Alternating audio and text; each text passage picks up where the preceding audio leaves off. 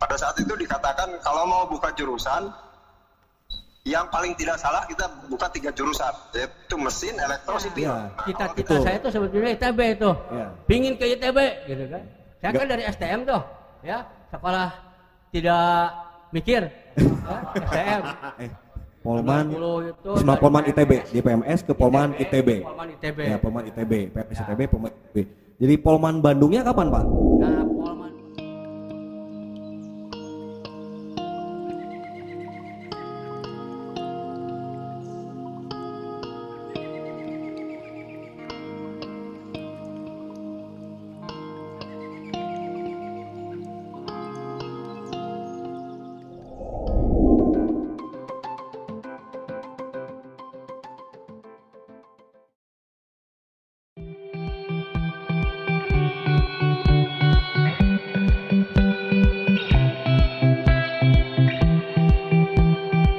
Selamat datang di iPos, Ikal Polman Podcast.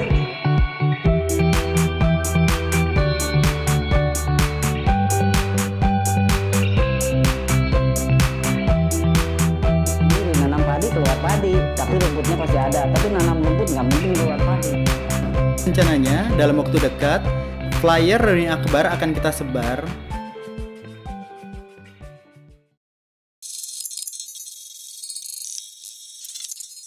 Assalamualaikum warahmatullahi wabarakatuh. Selamat pagi rekan-rekan semua, bapak-bapak yang sudah hadir di sini. Terima kasih yang pertama-tama ucapkan kepada Pak Nurdin selaku Direktur Polman Bandung yang menyempatkan hadir.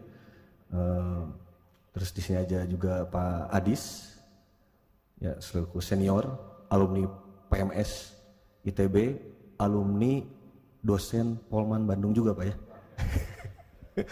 Terus di sini aja ada Pak Arda, ya Pak Arda alumni PMS ITB angkatan 81.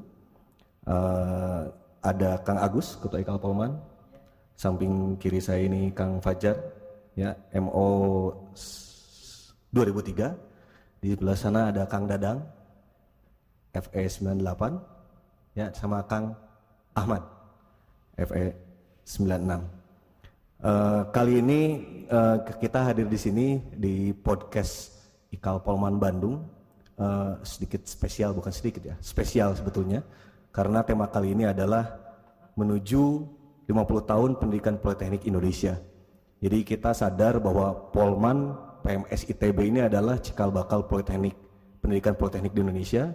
Jadi seyogianya Polman secara institusi, alumni, juga seluruh stakeholder memikirkan bagaimana pendidikan politeknik atau vokasional ini diarahkan. Jadi karena saya ditemani beberapa narasumber yang insya Allah nanti bakal memberikan masukan-masukannya, gagasan-gagasannya, ide-idenya, bagaimana nanti kelanjutan ke depan Polman ini.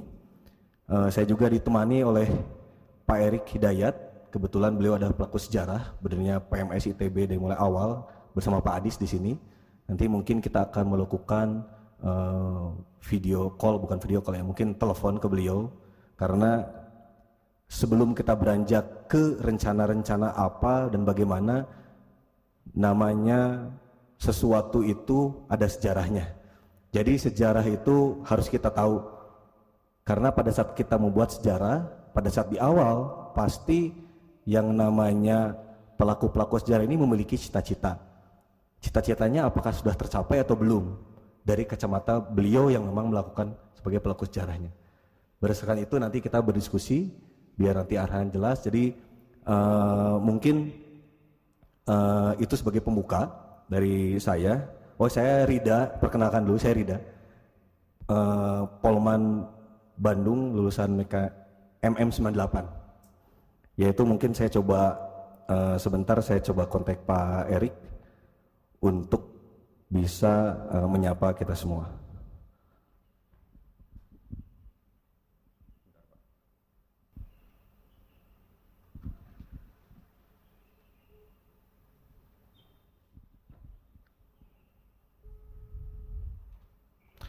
Halo. Halo, Assalamualaikum Pak Erik. Halo, Waalaikumsalam.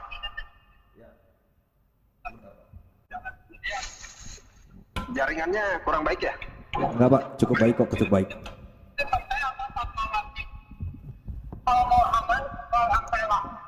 Pak Erik, bisa dengar suara saya Pak? Bisa. Oke. Cuma barangkali jaringannya kurang baik. Ini Enggak, saya lagi di jalan. Suara Bapak bagus kok, kita dengar. Clear kok. Gitu ya? Ya. Oke. Jadi Pak Erik, tadi kita sudah buka acara podcast ini. Sebetulnya pertanyaan pertama harusnya kita pengen dengar dulu dari Bapak tentang sejarah singkat POMS, ITB, dan Polman.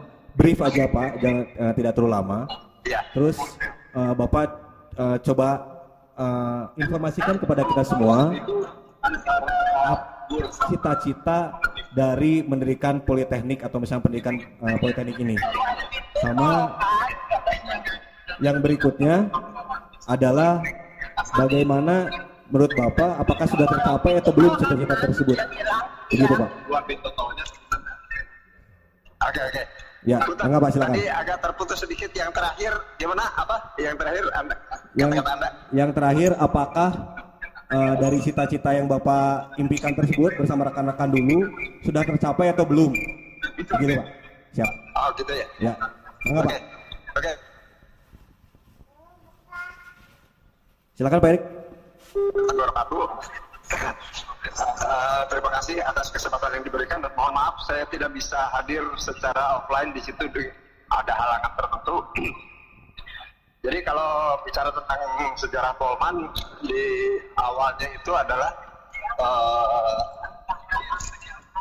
kita di saat itu ingin membangun sebuah sistem pendidikan tertentu yang lebih cocok untuk mendukung dunia industri atau dunia usaha, karena sistem pendidikan kita saat itu kurang tepat bila dilihat dari kebutuhan-kebutuhan yang ada di dunia usaha. Karena pada saat itu yang diharapkan bisa menjadi penterjemah ataupun mediasi dari lulusan akademisi, dalam hal ini lulusan universitas, kepada para praktisi, misalnya para lulusan STM, itu adalah orang-orang dari tingkat pendidikan akademi. Namun ternyata akademi itu tidak memberikan sifat pendidikan yang memadai. Nah akhirnya kelompok itu adalah pemuda-pemuda yang ditunjuk oleh rektor ITB pada saat itu, yang ditugasi mencari sistem pendidikan yang memadai, bertemu dengan pemerintah Swiss yang mau memberikan bentuk kerjasama tertentu. Nah akhirnya mereka bertemu, kemudian mereka sepakat untuk membangun sebuah pendidikan vokasi. Dan pendidikan vokasi itu di jenjang perguruan tinggi. Nah, karena saat itu baru mau coba-coba, jadi pada saat itu dipikirnya begini, kalau mau memulai sesuatu kira-kira jurusan apa yang paling tepat. Pada saat itu dikatakan kalau mau buka jurusan, yang paling tidak salah kita buka 3 jurusan, yaitu mesin, elektro, sipil. Nah kalau kita buka jurusan dengan tiga jurusan tersebut pasti nggak salah, karena ketiganya pasti dibutuhkan. Nah tapi karena kita juga nggak mungkin untuk buka 3 jurusan, ya udah satu dulu. Nah kalau satu ya pilihnya mesin aja, karena mesin mah dibutuhin oleh semua gitu, mau ke sektor apa pasti butuh mesin, jadi mesin aja, jadi mekanik aja. Akhirnya maka dibukalah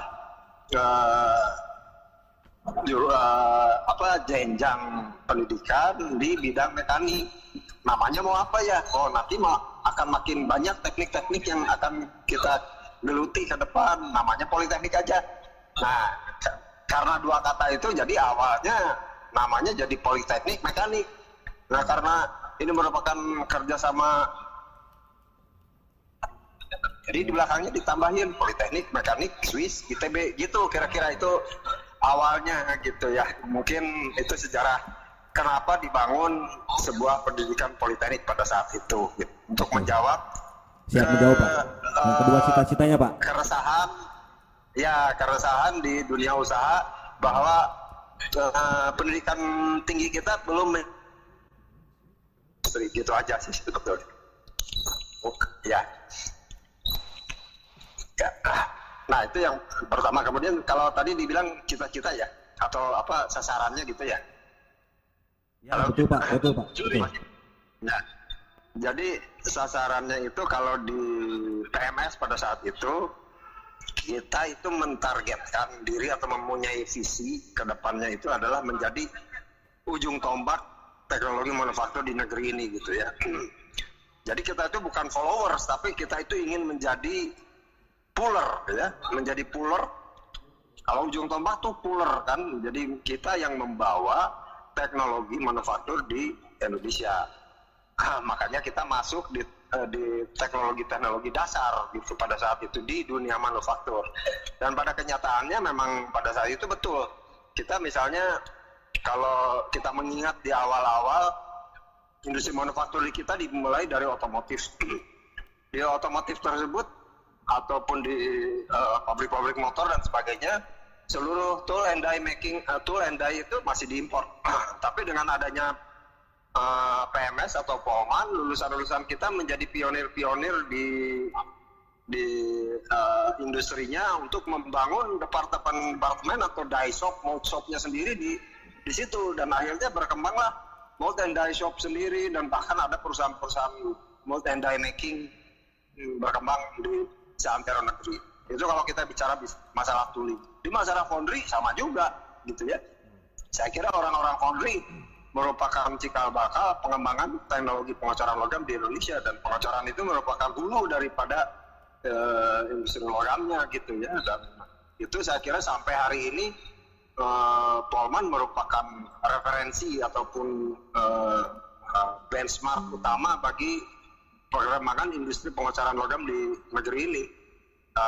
Arahnya sudah ke situ. Apakah kita akan terus demikian dan sebagainya? Walau alam saya tidak begitu mengikuti perkembangan dunia manufaktur di negeri ini saat ini. Nah, mudah-mudahan sih cita-cita kita itu tetap bisa dipegang ya, bahwa kita ingin menjadi ujung tombak dari teknologi manufaktur di Indonesia. Kira-kira gitulah kerja ininya. Terima kasih. Siap. Hatur nuhun Pak Erik atas waktunya. Boleh ya, Pak Erik, kalau itu kita tutup aja teleponnya, nanti kita sambung di sini aja. Terima kasih banyak Pak Erik. Oke. Ya Pak, mangga. Sama-sama. Hati-hati jalan, siap. Selamat berpodcast. Siap, terima kasih. Assalamualaikum warahmatullahi wabarakatuh. Ya. Waalaikumsalam warahmatullahi wabarakatuh. Oke, Bapak-Bapak sekalian, tadi kita coba highlight ya beberapa poin. Jadi pendidikan politeknik pendidikan politeknik itu cocok untuk dunia industri. Mereka membutuhkan pendidikan yang cocok untuk dunia industri, penjembatan antara akademisi dengan si luar ya, STM. Mungkin seperti itu kurang lebihnya. Terus sasaran PMS dulu atau misalkan dari dulu menjadi ujung tombak teknologi industri manufaktur Indonesia. Kalau misalkan tadi ada statement dari Pak Erik terkait foundry masih karena menjadi referensi itu. Tapi mungkin nanti bisa dijawab sama Pak Nurdin ya, bagaimana apakah memang cita-citanya dari founder dulu masih sejalan atau misalkan tidak, tapi nanti dijawab sama Pak Nurdin. Mungkin sekarang kita masih mau mendengarkan tentang sejarah dulu. Mungkin tadi Pak Erik sepintas dari Pak Adis, pertanyaannya yang sama Pak. Kalau misalkan tadi Pak Erik cerita seperti itu, apakah mungkin ada yang lain yang bisa Bapak tambahkan terkait sejarah PMS ITB dan Polman ini? Silakan Pak, semangat waktunya. Oke. Assalamualaikum warahmatullahi wabarakatuh. Waalaikumsalam warahmatullahi wabarakatuh. Saya Adis Rahman Hakim ya. Jadi saya itu angkatan kedua PMS ITB tahun 77. Nah itu bareng dengan Pak Erik itu, satu angkatan, sekelas. Karena waktu itu PMS ITB itu hanya satu jurusan. Jadi mekanik dasar itu 2 tahun, D2 sorry ya, D2. Nah di tingkat 3-nya baru dipecah menjadi 3 jurusan. Ada jurusan gambar, ada jurusan TM, dan ada jurusan mm.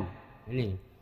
Jadi kalau saya melengkapi mungkin ya Pak Erik, sejarah berdirinya Politeknik ini luar biasanya Bapak kita, Pak Hadi Waratama, itu dia menemukan ide kekosongan tenaga teknisi yang waktu itu hanya S1 dan STM. Ya. Nah, S1 yang punya ide itu tidak bisa diterjemahkan langsung oleh STM. Nah, Pak Hadi punya pemikiran, wah ini perlu penerjemah nih. Jadi kekosongan di tengah-tengah itu, jembatan antara ide yang dari S1 itu yang bisa dibantu oleh STM yang hanya tukang gambar. Tapi menerjemahkan desainnya itu ya Pak Hadi itu belum ada. Makanya Pak Hadi itu pada tahun 73 dia punya ide itu dan dia berangkat ke Swiss mencari bantuan dari Swiss. Itu yang dikontak itu Swiss Contact. Ada yayasan di Swiss untuk pengembangan negara-negara berkembang saat itu, namanya Swiss Contact. Nah, Pak Hadi berhubungan di Swiss Contact, dijelaskan niat baiknya untuk di Indonesia untuk membangun tenaga ahli yang bisa menjembatani S1 ke STM. Nah, Swiss Contact menyambut dengan baik. Bahkan Swiss Contact itu bisa menjembatani ke negara Swiss untuk membantu pendidikan politeknik itu di Indonesia. Mulai dari sumber daya manusianya, jadi expert itu dari sana dikirim ke Indonesia, dan juga beberapa mesin-mesin atau peralatan yang diperlukan pada saat itu. Indonesia itu hanya menyiapkan lahan dan bangunan pada saat itu. Tapi mesin-mesin itu dari sana itu, semua makanya mesin kita Soblin, Pelman itu kan dari sana semua kan. Itu bantuan dari sana. Nah, Swiss Contact berhasil. Nah, karena Swiss itu menunjuk Swiss Contact. Nah, di Indonesia kan harus ada lembaga. Nah, kebetulan Pak Hadi kan alumni ITB itu. Jadi Pak Hadi bawa ke ITB bahwa ide itu untuk direalisasikan. ITB menyambut dengan baik. Maka berdirilah Politeknik Mekanik Swiss ITB pada saat itu. PMS ITB, ya kan? Itu tahun berapa, Pak? Tahun 73. Dilaksanakan tahun 74 itu terjadi tanda tangan kontrak antara Indonesia dengan Swiss.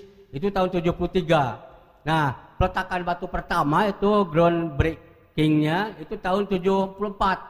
Itu baru pembangunan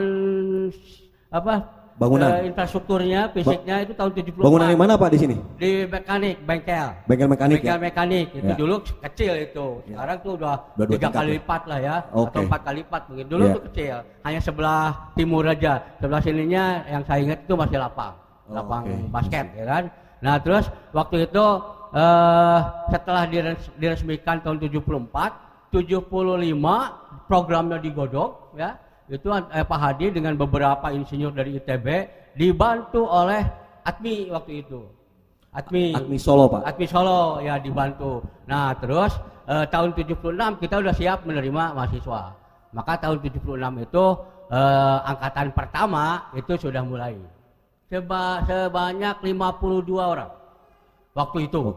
52 orang itu karena gini. Dulu itu kan rencananya itu 48 sebetulnya. Tapi karena sistem yang diberlakukan oleh Swiss itu DO ya, dan D2, D3, tidak ada D1, ada juga D0 gitu kan. DO gitu kan. Nah, itu mereka berpikiran untuk mendapatkan 48 tenaga ahli kita perlu lebih.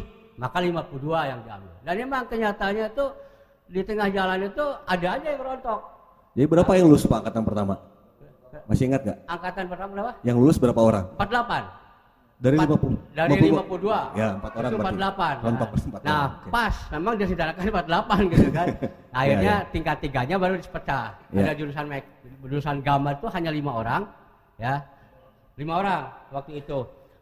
Jurusan mekanik dan jurusan TM dan MM di tingkat 3 itu kan 22 orang. Nah, 22 orang. Jadi waktu itu terakhir berarti 40 berapa ya? 44 ditambah 5 kan? 49 lah berarti. Nah, yang sisanya 3 orang itu udah DO itu.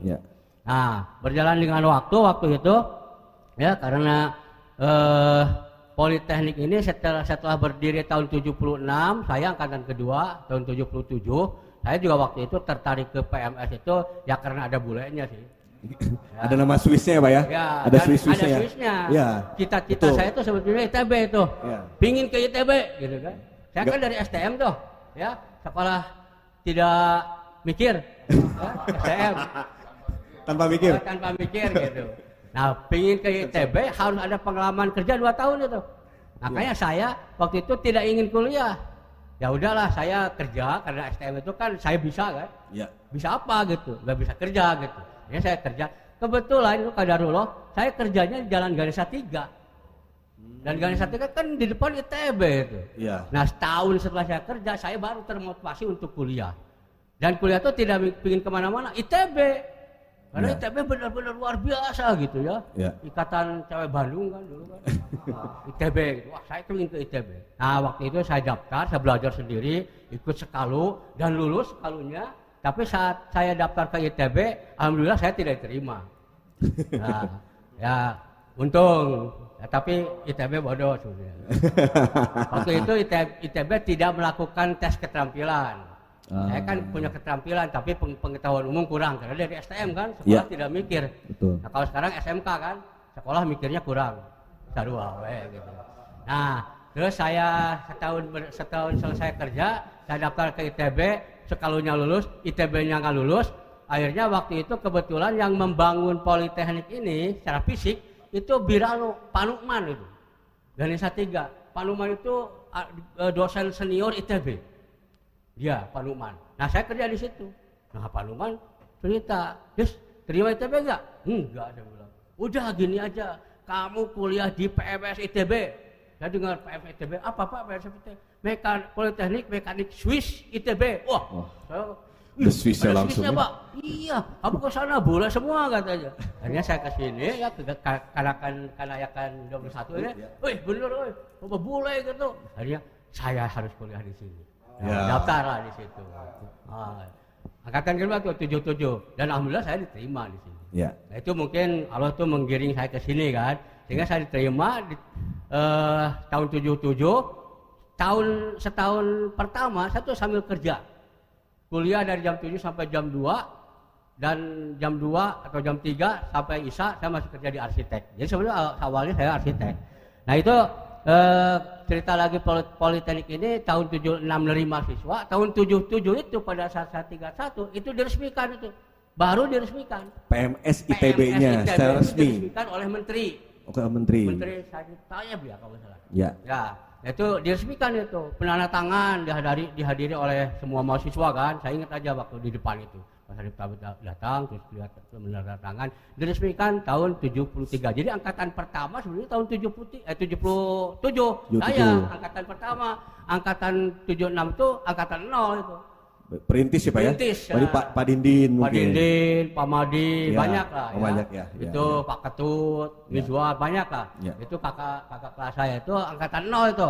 Angkatan 1 itu ya resminya itu tahun 77. Itu tahun 77 diresmikan. Oke. Nah, tapi berdasarkan ini pengamatan di industri ya, Pak Hadi itu kan cerdik ya. Dia luar biasa gitu. Jadi ide untuk mendirikan politeknik itu betul-betul disambut ya. Sampai direktur, sampai presiden, Ya. setuju banget gitu, presiden waktu itu. Pokoknya setuju. Pak Hadi itu memang luar biasa. Jadi dia punya ide yang brilian untuk mendirikan politeknik Indonesia, politeknik di Indonesia. Jadi PMS ini politeknik pertama. Ya. Jadi Setuju. pilot project politeknik pertama, 76 dari mahasiswa. Nah setelah itu tahun 76 sampai tahun 79 lah ya. Itu diteliti kan tahun 78 meluluskan angkatan pertama, sebar di industri. Terus ditanya, industri itu perlunya apa sih? Nah ternyata industri itu perlunya juru gambar waktu itu. Maka jurusan DE dibentuk tahun 80. Bentuklah jurusan DE mulai tingkat 1. Ya. Dulu kan waktu saya kan tingkat 3 unggul. Ya. Ya kan hanya 1 tahun kan bisa ngegambar unggul. Nah mereka perlukan jangan hanya bisa menggambar lah, bisa ngedesain gitu. Maka dibuatlah dari tingkat 1 jurusan DE, desain engineering gitu kan. Nah, itu tahun 80. 80. Tahun 80. Nah itu masih Politeknik, masih PMS ITB itu. Nah jadi dengan berjalan dengan waktu kan, Politeknik ini kan harus menginduk ke ITB. Nah terus PMS ITB ini ya, itu tahun 90-an kontraknya habis. Dengan Swiss. Dengan Swiss. Oke. Nah karena habis, maka pemerintah harus merubah nama. Jangan PMS, jangan ada nama negara lain. Swissnya hilangin. Gitu waktu itu. oke. Dia mikir kan, aduh hilangin gimana ya? Ini cikal bakalnya kan dari Swiss kan. Waktu itu candanya Pak Hadi gini, tetap aja PMS lah namanya, nggak usah dirubah. Apa sih Pak? Politeknik Mekanik saja. Jadi kan masa gitu kan. Awalnya itu Politeknik Mekanik saja. Jadi kita tetap PMS ITB gitu. Tapi S-nya bukan Swiss tapi saja gitu kan. Tapi ya Pak Hadi kan orangnya pinter kan. Dia berpikir pada saat itu. Nah, kebetulan waktu itu kan mulai ada jurusan mekanik, sudah ada kan, jurusan gambar sudah ada, jurusan FE juga sudah mulai dibentuk kan tahun 86. 86. Pondri ya Pak ya, angkatan pertama. 86. Udah ada tuh. Nah, terus Pak Hadi juga merencanakan nanti harus ada jurusan mekatron. Harus ada jurusan otomasi kan? Mekatron. Nah, Pak Hadi mikir sebuah barang itu bisa menjadi sebuah ide bisa menjadi barang, itu ada proses itu. Pertama dirancang oleh jurusan DE katanya. Jurusan DE merancang. Nanti itu kan harus dimanufaktur. Ya lari ke jurusan mekanik. Ya. Nah foundry-nya sebelum dimanufaktur kan banyak komponen yang dari casting tuh. Masuk ke jurusan foundry. Nah Pak Hadi berpikir setelah itu kan mesin itu harus jalan. Dan jalannya itu suatu saat nanti harus otomatis. Ya. Jadi nggak bisa lagi mengandalkan tenaga orang gitu kan. Akhirnya dibentuklah tahun 95 itu AEW. Ya kan? Automation Engineering kan. Mekatronika ya Pak ya. Nah, jadi itu satu proses. Ya. Nah, itu adalah manufaktur katanya. Ya. Makanya waktu itu dibentuklah berubah nama dari PMS ITB menjadi Polman ITB. Polman ITB. Karena waktu itu sebetulnya tahun 82 karena PMS ini pilot project yang luar biasa, ya kan? Sehingga pemerintah pingin mendirikan politeknik di semua perguruan tinggi yang ada di Indonesia. Waktu itu dipilih 5 perguruan tinggi, UI 6 ya, 6 Bandung, ITB kan, Jakarta UI, Medan, terus Palembang, Surabaya, ada 6. Surabaya, Semarang. Ya, sama Malang. Nah, itu ada 6 politeknik, 6 perguruan tinggi sakti ya, yang dititipin harus mendirikan politeknik. Dibangunlah, direncanakan politeknik se-Indonesia di 6 kota itu. Itu tahun 82. Mulainya. Di tahun 82 mulai mereka. Nah, mereka mengikuti namanya kan, ada Politeknik UI, Politeknik ITB, Politeknik Sriwijaya gitu kan, Politeknik Andalas. Nah, di Bandung udah ada Politeknik ITB, yang dikenalnya Politeknik Bandung itu. Ya, Polban. Polban itu. Ya. Dan mereka tuh berkembang berbagai jurusan itu, banyak. Nah, kita cuman di spesifik mekanik aja kan. Ya. Nah, pada saat kita disuruh berubah nama, nah kita disuruhnya Politeknik Bandung. Kita nggak mau, karena sudah ada Polban. Nah, Pak Hadi punya idenya manufaktur. Jadilah Polman ITB. Masih dengan ITB itu. Jadi kita masih menghidup dengan ITB. Tapi waktu itu sebenarnya ITB itu cuma nama aja. Kita udah mandiri Pak? Mandiri. Dari awal itu sudah mandiri. Kita itu bekerja untuk untuk PMS. Gitu kan? Ya. Jadi secara administrasi memang lewat ITB. Tapi operasional kita jalan sendiri. Dengan Pak Hadi yang luar biasa itu, semua Pak Hadi punya pemikiran, pokoknya yang menjalankan politeknik kita itu harus alumni kita, gitu. Makanya tahun 82-an itu kan mulai dikirim tuh instruktur atau staf-staf yang dosen-dosen yang akan jadi dosen tuh ya ke Swiss.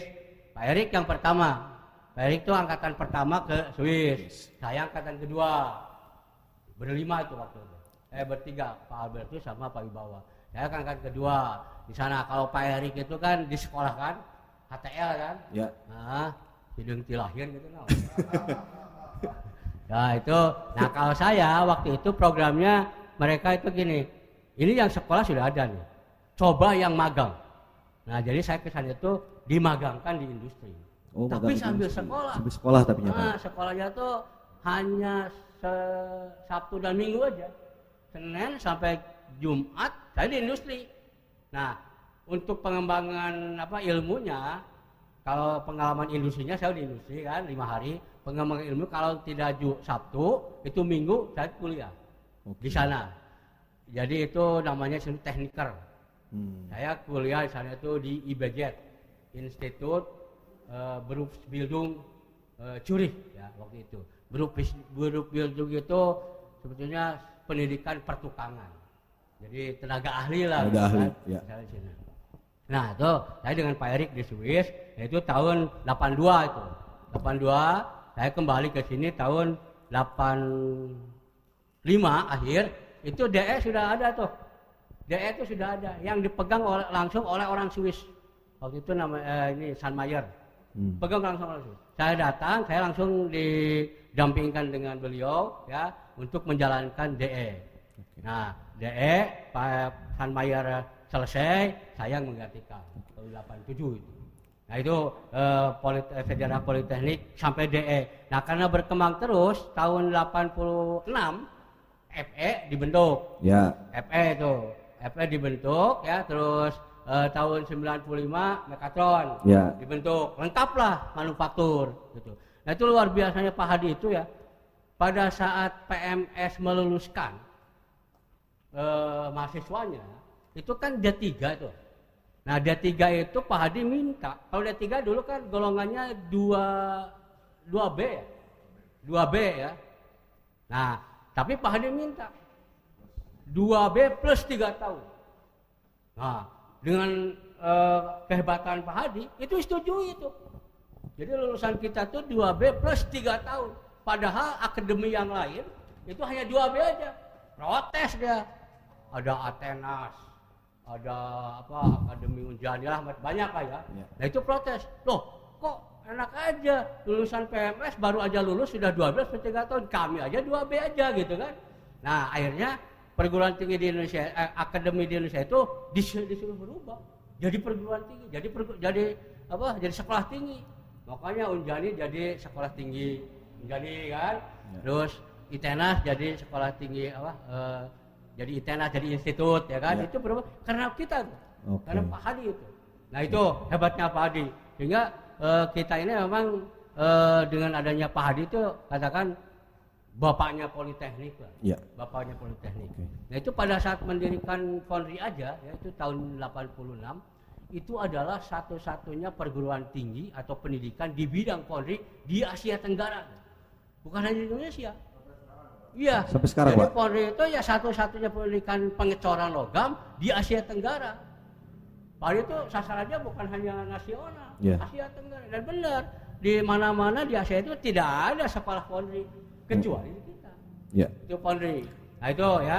Jadi tenaga terampil yang dulu itu kosong sama Pak Hadi itu dirubah menjadi ada D3 yang bisa menjembatani apa yang direncanakan oleh si insinyur itu diterjemahkan oleh D3 dan dilaksanakan oleh STM. Berarti kalau misalkan saya potong sedikit Pak Adis, tadi kita sampai tahun 90 ya Pak ya? Jadi Polman ITB di PMS ke Polman ITB. Polman ITB. Ya, Polman ITB, PMS ITB, Polman ITB. Jadi Polman Bandungnya kapan Pak? Nah,